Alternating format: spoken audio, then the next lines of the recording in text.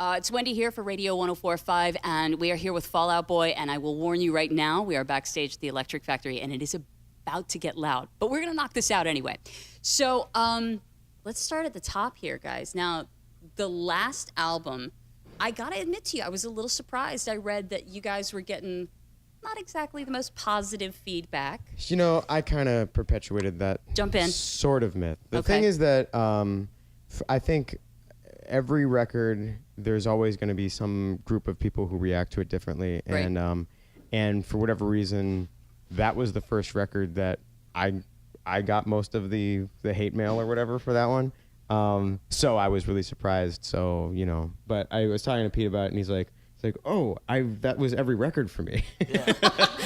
I've been dealing with this shit for years, man. So it's I think the people that love that record really love it. They do. And when we play those songs live now, I think that it has the reaction to that record. I mean, when you make an experimental record, there's always going to be like, you know, reactions all over the place. But I think that in retrospect, maybe we as a band have been too overexposed. I can say that as for myself personally, because now when we play those songs live, they would get reacted to great, I think, right? Yeah, no question. And so I don't. It's hard now because I'm like, oh, I guess that's just normal, you know. Anytime you take a weird risk, but I wasn't used to it. So in my own head, it was the most poorly received record we'd ever put out, but that might not actually be true. And then you decided to believe your own myth, and you're like, everybody hates me. And then you post stuff up online, and everybody's like, man, Pat's having a bad day. Yeah. So. Don't call me Pat! So now after that album was done, everybody goes into a bunch of different side projects and working on those. You come back and you do Save Rock and Roll. Now, let me ask you, were those side projects, those other experiences absolutely crucial to what became Save Rock and Roll in your opinion? I live my life one YOLO at a time, you know? And I think everything is part of that YOLO. I can't believe you just said that. I was like, is he saying YOLO or yellow? You said YOLO. All right. Well, go ahead. Said it twice. All right. I'm just kidding. I'm the vegan straightest, so my life is one YOLO. I feel just let that lie right there. No, go ahead. I feel like maybe less so like musically those projects inform the record, but I think that for all of our personal experiences, like everybody went through different things with competence and experience in life and that kind of stuff, and that all informed the record. I think it helped musically in that we got to get out a lot of different things that were in us that maybe we wanted to get out and couldn't, you know. Fall Out Boy is not necessarily the outlet for every idea that each of the four of us have, but it was good to get some of those ideas out that really didn't have a place in here, so that we weren't trying to force them in. It's like when you're real nervous for a thing the next day and you just need to like get the venom out. Yeah, you just need to go ahead and. But you know what? I thought it was really cool. The venom. I thought it was really cool that they were such different projects. You know, I don't know that it was stuff that everybody that was a Fall Out Boy fan expected to see. You know, so I think it was really cool.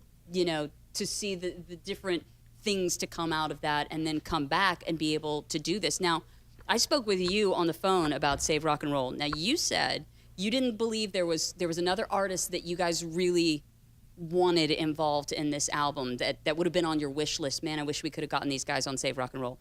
But do you three have somebody like you were like, man, if we had gotten this one, it would have been really cool? Anybody? Jesus. I mean, I'm not really like. Jeez. Yeah, Jesus. Yeah, that would have been cool. If you Yeah. could have gotten Jesus on there. Jesus. Jesus is a good idea. Always. I don't know. I mean, I guess personally, I focus more on. I know this is a really lame answer, but I focus more on like the songs rather than the guest. Right. The guests on the songs. That's my personal thing. And I totally get that. And I thought one I'd brought up a couple times.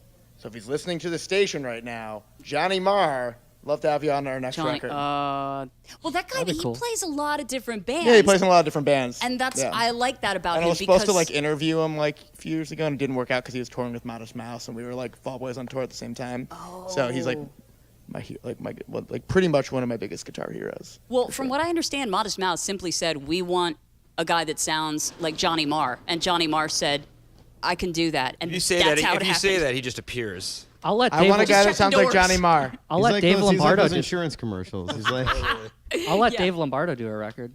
just play for you. I'm okay with that. Well, I don't know. maybe. Okay, the videos that you guys are doing for this album, where did this concept come from? Because I got to be honest with you, it scared the shit out of me the first one I saw. I was like, what's going on? Is this whose I think concept? it started with the 2 Chainz video originally, Right.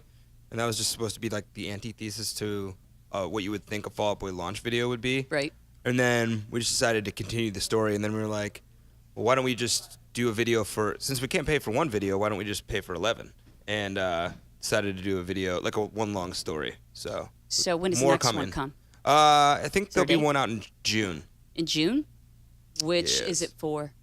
I am not sure. Don't remember. We I filmed, was going to say you remember, but you I can't say. It's am okay. not going to we tell yeah you. we We and did that's 3. the honest we have answer. th- That's we have okay. three We have 3 on deck. 3 on deck. that are already done. Yeah, I don't remember which is next. Yeah, we shot 3 of them simultaneously. It's actually been the like craziest video shooting experience I think we've ever been involved in. It looks absolutely nuts. It looks ridiculous. I was like, what? It becomes like some sort of a torture porn It's or whatever. taken I was my like, acting what? to the next level. I really Next, believe that. you know, Put it on the resume. You never know what's going to happen. Saw 15.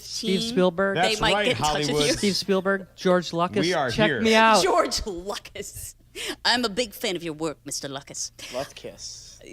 Is it Fluff Kiss? Maybe there's a I silent think E on there. maybe? Lutkis. Oh. Left kiss. Oh, that's Yeah. the family name. I think that would be the family name. It's kind of like an Eastern European thing. Okay. Yeah. Okay. Is there a dialect that goes with that? Maybe.